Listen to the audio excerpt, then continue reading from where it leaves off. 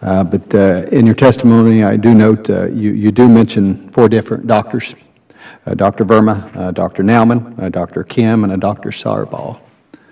Do you know if any of these doctors or related staff have faced any punishment or discipline for the failures in this situation? Thank you for the compliment on. And as far as I know, there hasn't been any discipline.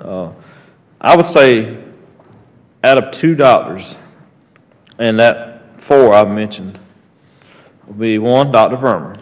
She had 3 occasions to set me up a consult, January, March, and May. Upon seeing Dr. Newman my first time in that same year, he immediately looked over the information, set me a consult with Dr. Kim, the GI surgeon, which I think he should have set me up with probably a different department that handled the colonostomies. I know it's something to do with the gastrology department, but he should have set me up with someone other than a GI surgeon. But he did make effort, and I give him credit for that because he's the only one on the first initial meeting. Dr. Kim was the GI surgeon I mentioned.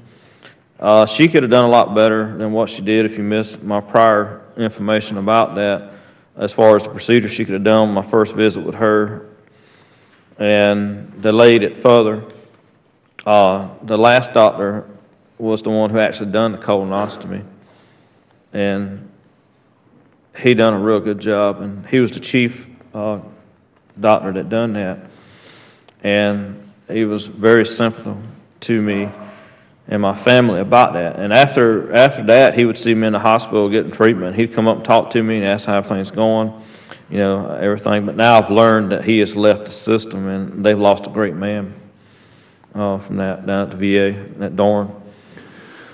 He called me a couple weeks before he left, and he said, Barry, I said, I just want to let you know that I'm leaving the system here at the VA. He didn't mention where he was going, but he asked me how I was doing, which is very fortunate, for a doctor to give a report like that. But Mr. Coates, your interaction with other VA staff other than the doctors, can you describe that? And was that simply taking the appointments, or was there any visits with them, any attempts to help you move through the morass of bureaucracy? And can you describe that as well for the committee?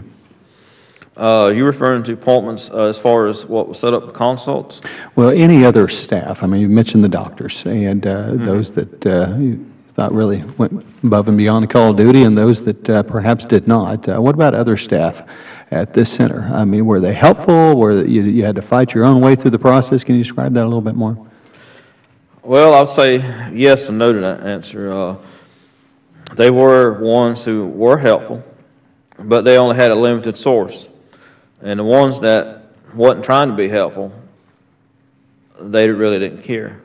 And I can say that from knowledge of record that I received from the VA upon the GI surgeon from pulling her notes after she learned of the result from my colonostomy. I had a meeting with her that same day at 1 o'clock or 1:30. And she came into the office, and that's the same woman that I had words with on the first initial meeting. And the only thing she could say was, Mr. Coates, I'm so sorry. I did not expect that. I looked at her and I told her, I said, see there, I told you I was hurting. I said, from now on, you need to start listening to your veterans and doing more for them on your first initial visit. And that way, you can look back and say, I done the best thing I could do, because I told her the same thing. That I looked up things that she could have done, and she didn't do it. And if she had have done, it would have been a little sooner. And the only thing she could say, I'm sorry. Well, sorry doesn't change that, and nothing happened to her. No punishment came upon her. Learning from other surgeons in that same department, I can't reveal their names, but because they work in that department, they told me that her policy changed after that, to where now that if any veteran comes in that has any bleeding or pain in the rectum area, that she immediately sets them up for a consult for the colonoscopy. So I am thankful that I had to be the one to suffer to get that done. There are other veterans that won't suffer now. But she has been there. She was a seasoned doctor. And I think the lack of her ability, not her knowledge, because she had the knowledge to know what was going on, but the lack of care, I don't really know what it was. But there was a lot of things that she could have done more than what she did, and she didn't do it. No. Thank you, Mr. Coates. I appreciate it. I yield back. Thank you. Mr. Brownlee, you're recognized for 5 minutes. Thank you, Mr. Chairman, and I really want to thank you for holding this hearing today. It's clearly a very important one. And Mr. Coates, I want to thank you for your testimony this morning. And truly, on behalf of this committee and our nation, I really want to apologize for the care that you received or the care that you did not receive. And clearly, you agreed to serve our nation. And we agreed to take care of you when you came home, and we did not hold up our end of the bargain. And so I truly want to apologize to you.